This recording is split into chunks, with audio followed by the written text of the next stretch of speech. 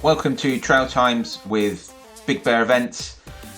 This week's podcast, a bit different to normal. As much as I love talking about Big Bear Events and everything that I'm doing here, I have mentioned a few times about me doing some early morning training for Transgrancanaria Marathon, although it's 47k, which if you work in kilometres, you'll know that that's quite a bit over a marathon and really is a short 50k, especially as it measured over 30 miles, but I'm getting ahead of myself. So I recorded what effectively was a sort of vlog of the event while I was running along.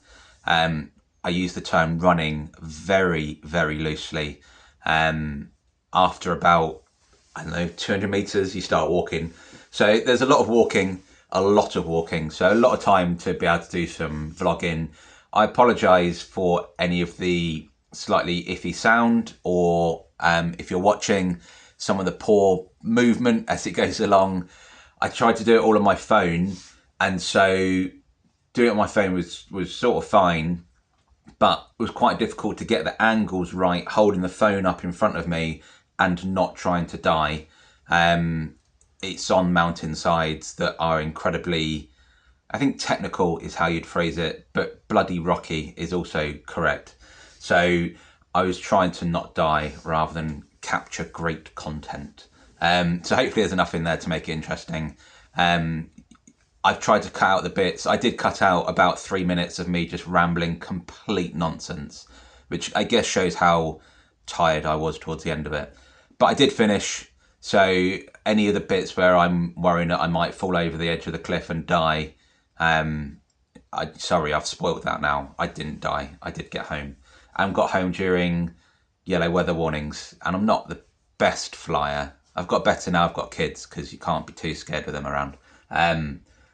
But yeah, when I saw the weather was going to be yellow weather warnings and high winds, I wasn't particularly keen to come home.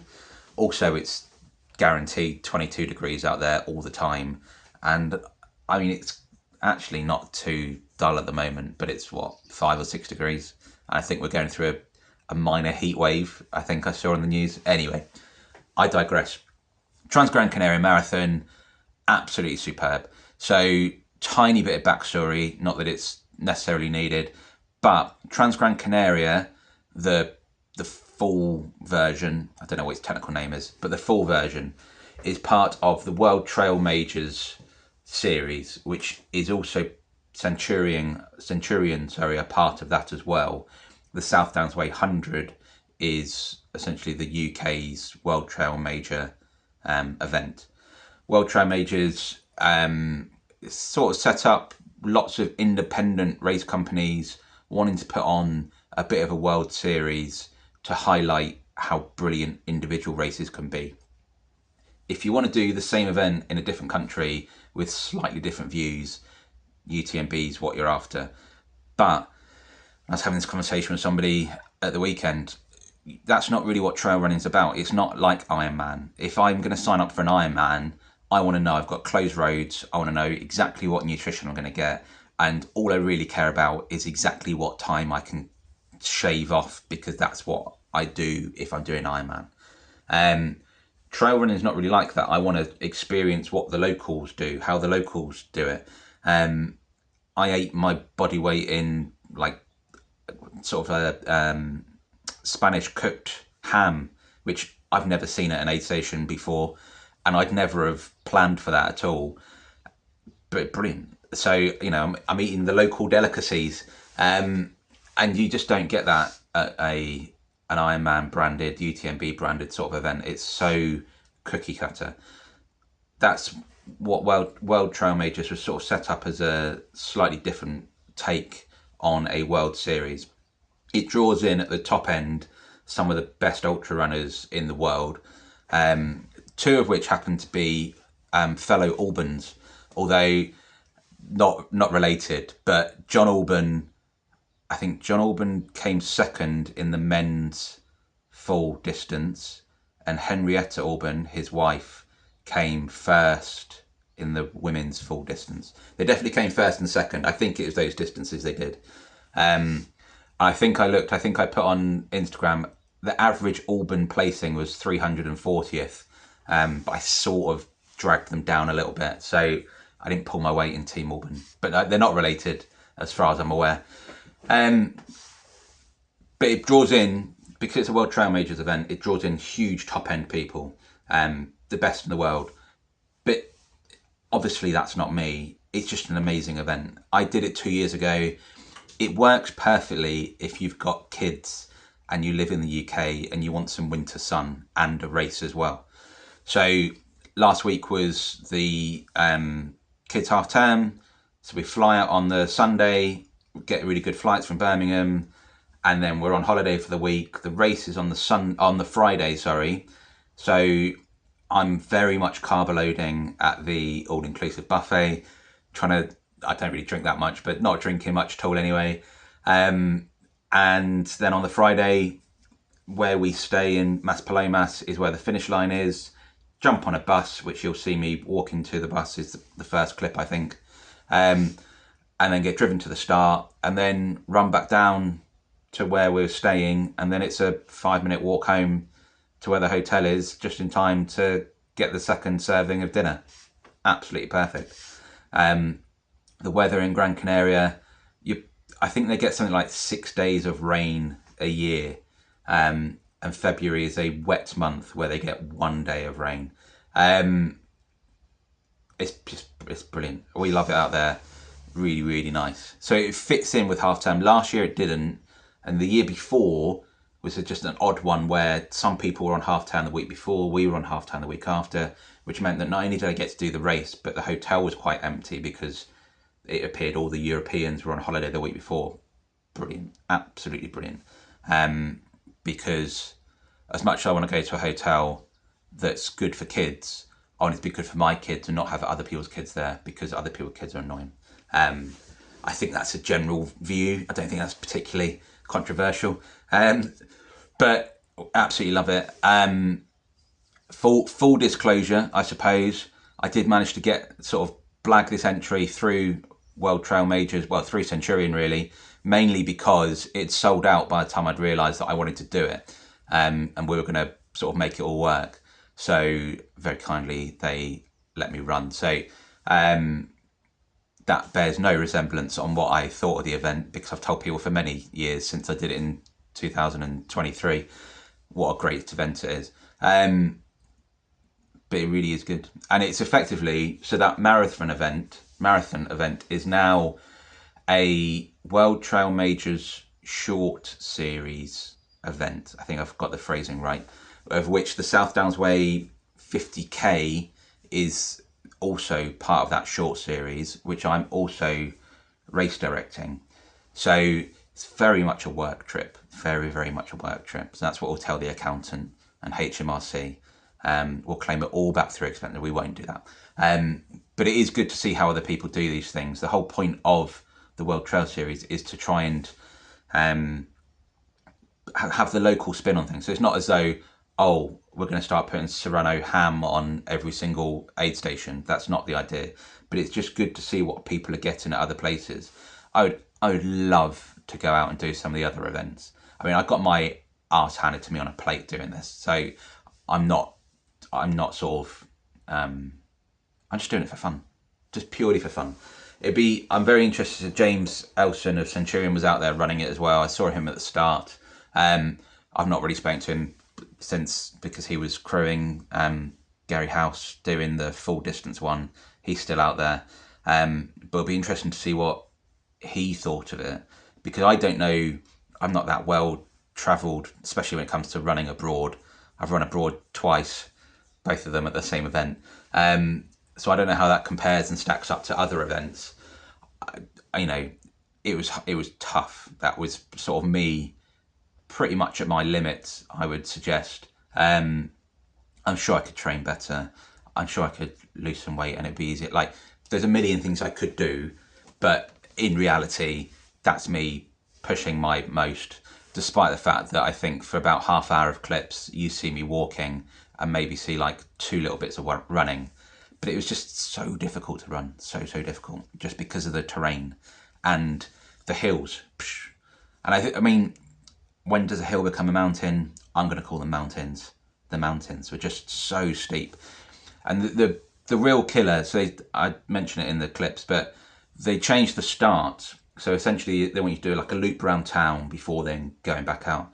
But the loop around town, the steepness of going down within, I don't know, 200 meters of the start, I'm sort of having to go down sort of sideways with my feet, because if I go down flat footed, or like just trying to run down normally, it was just killing me. I'm thinking, I can't detonate my quads in the first 500 meters.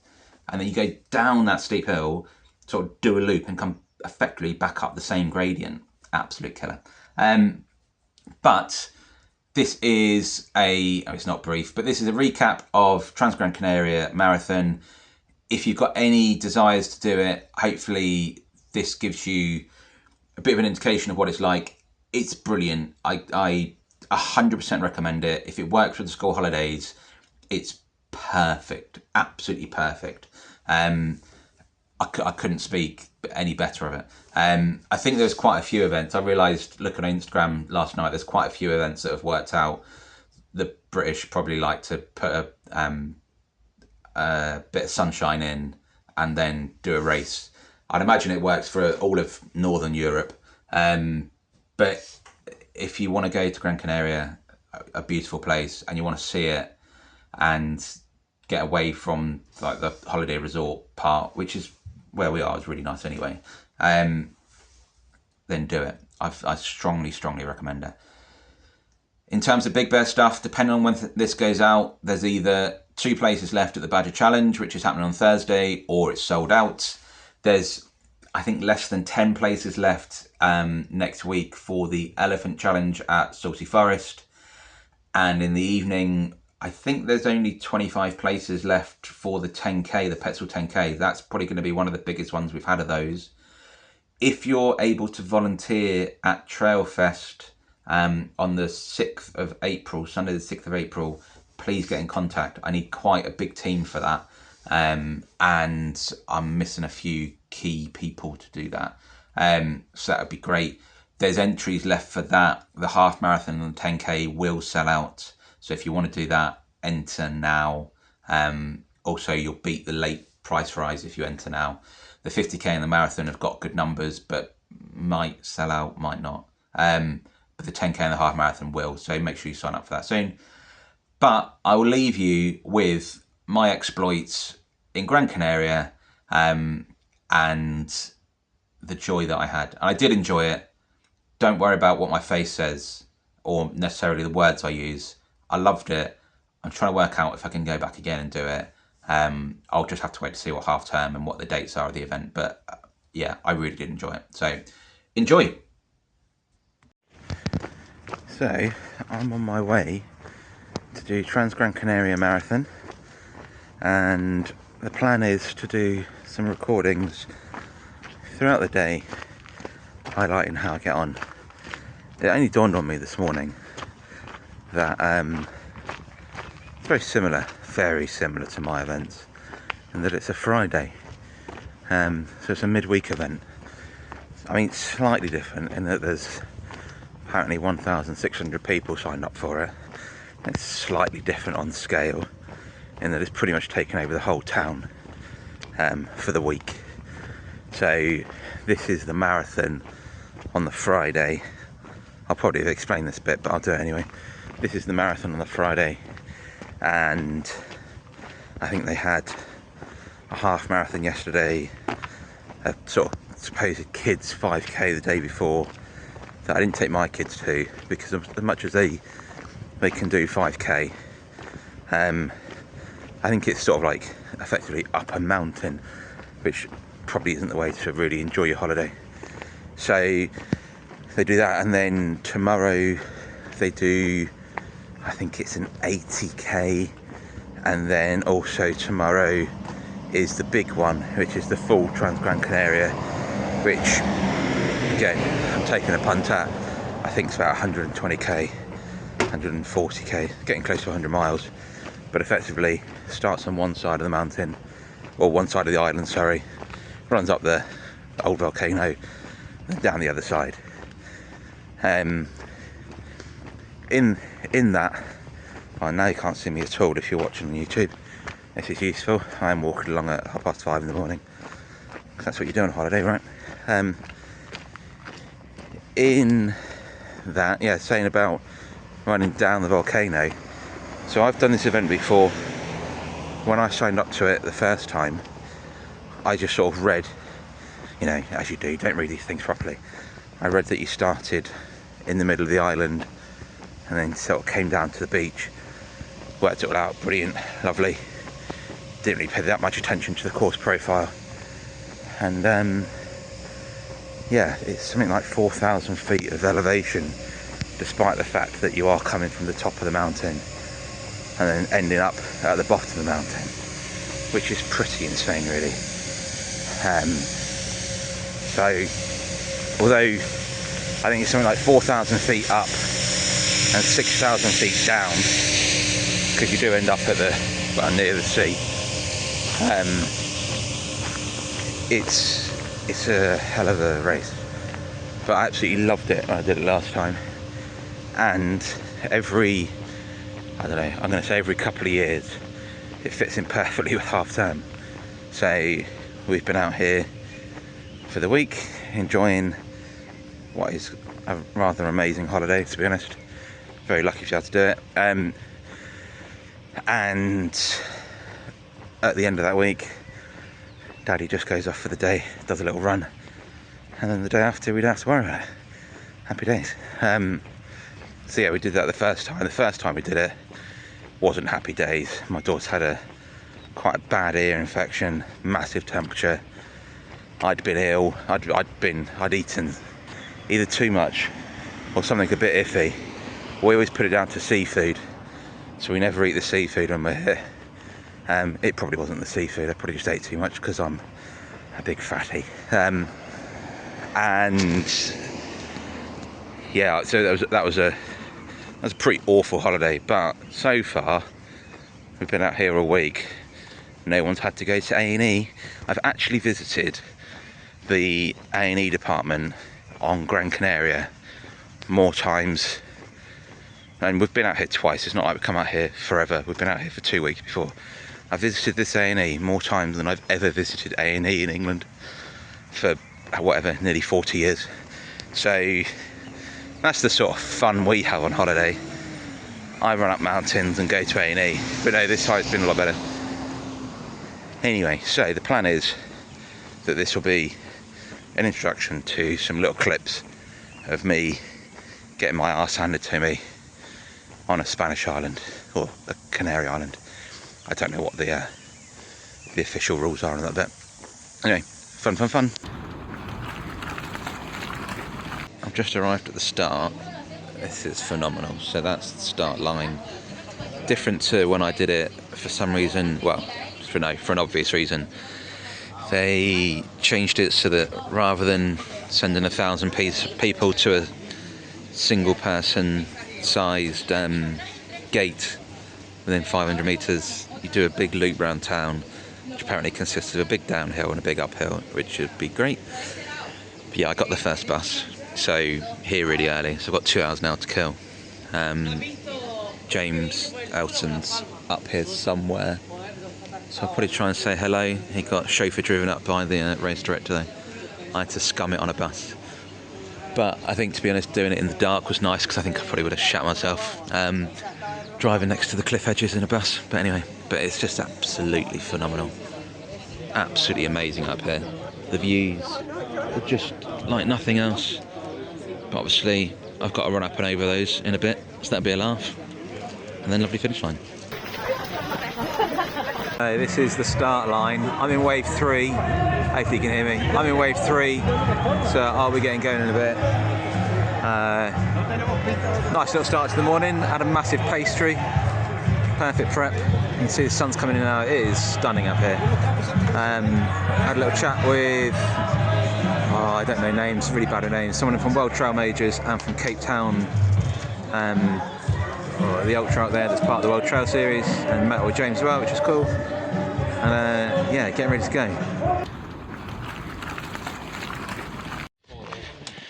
4 miles in, We ran from down there, all up and round, God knows where. Amazing, absolutely beautiful. 4 miles, 1 hour, flying. 7 miles in-ish, coming up to 7 miles. Coming to the first aid station. I'm on a dam wall. No water that side. And so,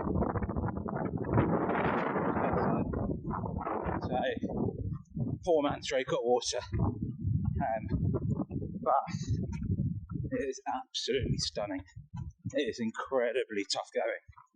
I feel like I've just run uphill for 6 miles pretty much, which, given that view, they're going to have, I say run, let's just be very clear, walk very slowly with poles.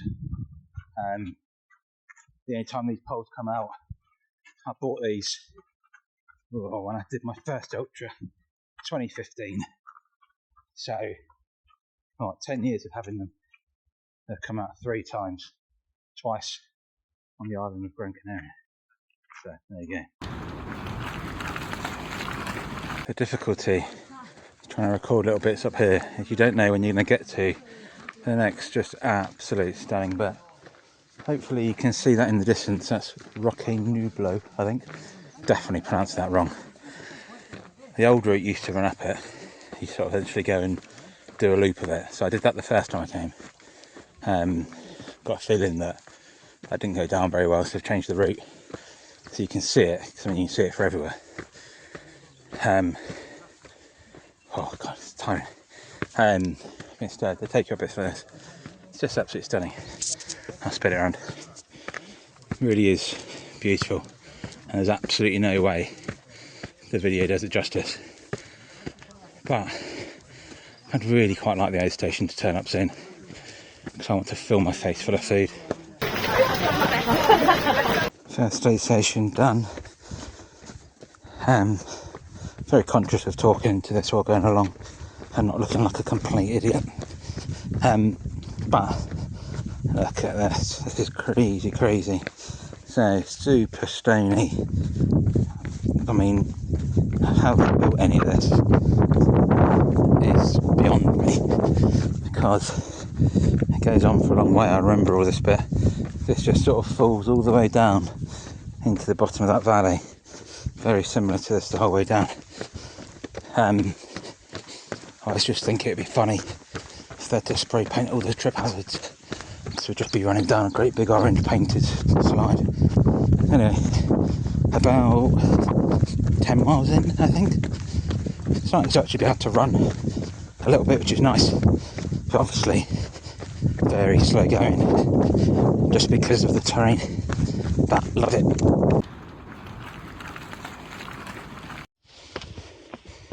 Coming further down, absolutely stunning. So I think we're going down into that town. You can sort of see in the distance, maybe. Might not be able to see it, I don't know. I'd imagine this is very bouncy if you're watching it. I'm doing this on a phone rather than a GoPro because, as I've said already, conscious of looking like I'm doing like a vlog of the race, which I guess I am. But obviously don't want to look like I'm doing that, do I? Because nobody wants to be that guy. Really. Although if you do want to do some vlogs for my events, then do get in contact, because I'd love for you to do them. But anyway, this is just stunning. Just so difficult. My quads, I think I lost those about 2 hours ago. Sort of feels like I had a car once with air suspension that failed, and you essentially just ride in like that.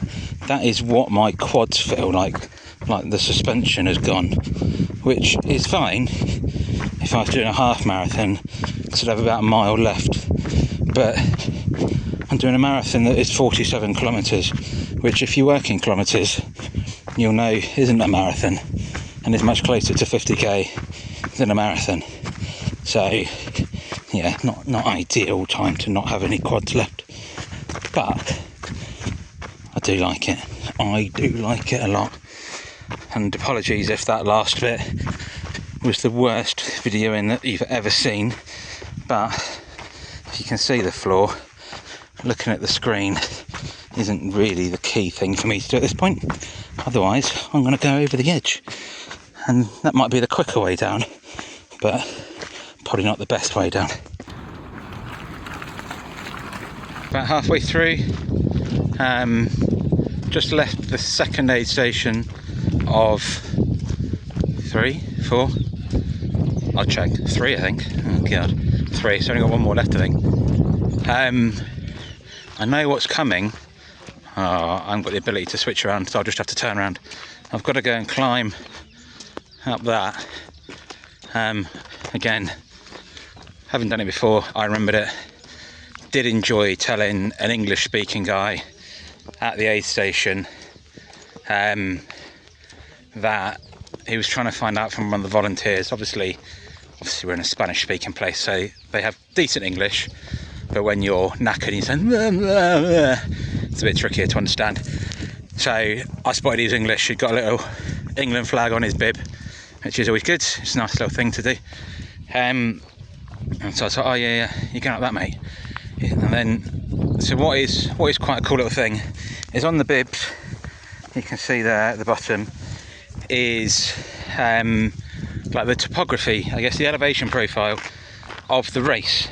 However, I can't bother to show you again, but however the profile sort of meanders up and down a little bit and just bears absolutely no resemblance to what it is. I'm sure technically it's correct, but when there's just like a small little hiccup, and that is the small little hiccup, it's just on another scale. So that was a highlight, telling him, because he did not look impressed. I did tell him that it was an incredibly tough race, but I don't think he really cared. Also, I've realised that I was doing all these, I thought I couldn't see the camera. This is me just being useless with technology. I couldn't see the camera because I've got these stupid glasses on, but I just turned the brightness down, so now I can actually see what I'm doing, and I can see that I look like an absolute fool. But I did come here badly prepared, because obviously in England it was 3 degrees and raining, and not 20 degrees and bright blue sky. I think that might be the first cloud I've seen all day. I don't think that's going to be troubling me for any rain. So I didn't pack any sunglasses. I've got loads of sunglasses that are running, loads. So as we were driving to the airport, I chucked in some sunglasses that were in the van, just so that I had something to use while sitting by the pool. But then big old Oakleys that bounce around all the time when I run, so I thought, right, I'll have to go and get something from the expo. So there's my first pair of little wraparound sunglasses, which I'm quite enjoying, but I appreciate it makes you look a little bit odd. But the visor is genius. It's a big bear one if you ever wanted to get one, because it's a little one that packs down, and again, just keeping that sun off my face, making all the difference. Yeah, must go. I've got to get the poles out because I'm going to start climbing. So this is the bottom of the climb. You can sort of see some people maybe going up there, but as with every climb ever recorded anywhere, it never looks as steep as it really is on film. You've only got to watch the Tour de France and see them going up a 20% hill that doesn't look like much. Look, even North Face getting in on the city signs. Yeah, you've only got to watch the Tour, see them go up a 20% hill, doesn't look like much. Then you try and do it on your bike, and you literally can't move one pedal. Anyway, poles out, and hopefully I make it to the other side. Another beautiful little bit. I have to concentrate a little bit, because if I fall, this is not the best. This is better actually. It's essentially to my death, so I'm concentrating a little bit, but it's beautiful. Absolute silence apart from me, so I'm not going to talk for long. God, that last climb was tough. I think I'm on think I'm on mile 18, 19, something like that. But yeah, this is just stunning, absolutely stunning. You'd think the downhill would be a nice bit of welcome relief, but oh my god, my quads are ruined. So we go over that damn wall to get to the last aid station, and then if you can see the sort of road right in front of me, not the one to the left, that's a pipe, but there's a road sort of in front, and it essentially just goes up the side of that mountain. You run up that and then down the other side to the finish. But I've just come down, well, it's effectively that, but on quite a lot of it on this concrete path. But it is just I don't know what the official gradient is, no idea, but it's just enough where you sort of want to run it, but if you do, your quads very quickly tell you that was a very stupid idea. So then you stop pretty quickly. So, and I've forgotten quite like this, but a lot of it is a long walk. So I'm now at mile 21, I think.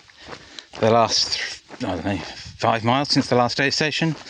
I've probably run half a mile, maybe. And you're hiking a lot of it because it's so stony. Not this bit, obviously. But it's so stony with big old drops that if you're a mountain goat, you might want to have a go at. I was thinking this earlier.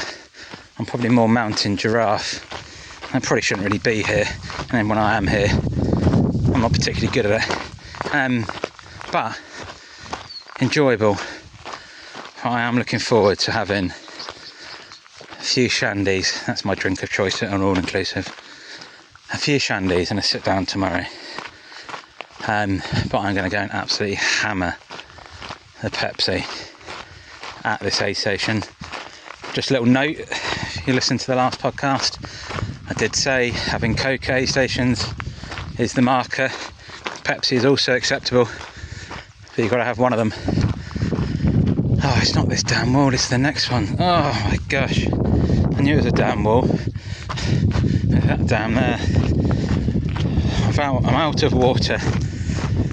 I'll get there, but I am out of water. So it's not that road. It's a very similar looking one. I don't know what this pipe does. I assume it pumps the water somewhere. There we go, we've got some water. Considering it never really rains here. That's one side of the reservoir. And I think we end up running down that side, sort of towards the finish, the riverbed that's dried up. Anyway, this man's going to think I'm being useless walking on the only runnable bit there's been for the last 10 miles. So I'm going to go for a run. Right, I'm now 23 nearly miles in to the marathon that is 28 miles long, which obviously when you're out in the middle of nowhere you can't just cut 2 miles off. That's not really how it works. But when the 2 miles sort of can be that difference, it adds a little bit on. It's not just a rounding error. From the last aid station, oh, I'm having a little bit of burn on my arm there. From the last aid station, it's just a climb up this. I've already done quite a lot of it on this sort of gravel road. I'm going to be filthy when I get home. You climb to the top, and then it's a case of running, bunny ears, down the other side, and then you get to the old riverbed. So I'm sure there's other things like that in the UK, but I've never run anything along anything like it before. It's essentially just sort of the way that I described it to people is, oh, fingers in the way, is sort of like the stones at the back of the beach, but that for 3 miles. So sort of like little boulders that aren't massively stable, really. Not huge, so you're sort of rock hopping the whole way, which is lovely when you spent a day at the beach and got an ice cream. But at mile 25 or whatever it is, I could sort of do without it really. It's quite tough, being as my quads left me about 10 miles ago. Running over those is great fun. I find that I don't massively mind running over them. It's when you have that little stumble, that little sort of shock in my legs, sends them into spasm. The cramps, as you can see from my top, I'm quite a salty sweater. This top covered in white patches, the black race vest will be covered in white as well. I'm trying to get as much salt in me as I can at the aid stations. Stupidly forgot to bring S caps with me that I bring for anything that I run of any sort of distance. Anyway, but what is nice, look, the sun's behind a bit of cloud. Exactly what I need for this section. Otherwise you're just baking alive. But it's a beautiful course, and there's no way I'd have seen any of this if I wasn't doing this event. I'm not getting the kids up here, they'd lose their little minds, despite the fact my little boy telling me that the hill looked easy when I sent a picture home. So it's a great way to explore different country, to go and do a race. So if you're watching this from overseas, why not sign up to the Badger Challenge and come and see what Beacon Hill Country Park looks like? Just to be clear, I'm not comparing the two. I'm very tired and talking rubbish. I just realised I look like Bret Hart from the 90s if you're a wrestling fan. But like I say, it's quite nice wearing these glasses because the tons of sweat that is dripping down, because I've not got a frame, they're just sort of dripping onto my face rather than onto the frames and then over the lenses, which is what I often get. Anyway, I'm going to try and get some breath back. I'm getting close to the top of this hill, and then I might just roll down. I think it's probably quickest. We're now on the riverbed, which is why you see me bouncing up and down so much. So this is what I mean when I say it's just rocks. So it's been like this maybe for 2k, something like that. Just this the whole way. You can hear them crashing under my feet. It's just that. There's nothing you can really do. You can't avoid them. There's nowhere else to go. It is what it is. When I ran this the first time, the light was fading because you're sort of in a valley now. So the sun is up there, behind there I should say. So I'm not going to see the sun again today, I don't think. By the time I finish, I'd imagine I will finish in very low light. Potentially get the head torch out. Might just get away without having to have it. The last, I don't know, kilometre is probably the worst bit of the whole course. It's just a bit crap, but there's nothing really you can do about it. It's the only way to get back into Mas Palomas, which is where the finish line is. The actual finish line is like, big event style, sort of think London Marathon-esque, big arch up. They take over the whole of a great big I don't know, country park type thing. It's not really a country park, but a big park. Take it all over. It's really cool. But between this bit and that park is sort of, I think you go under a motorway. You go along some sort of like disused, just grimy stuff really.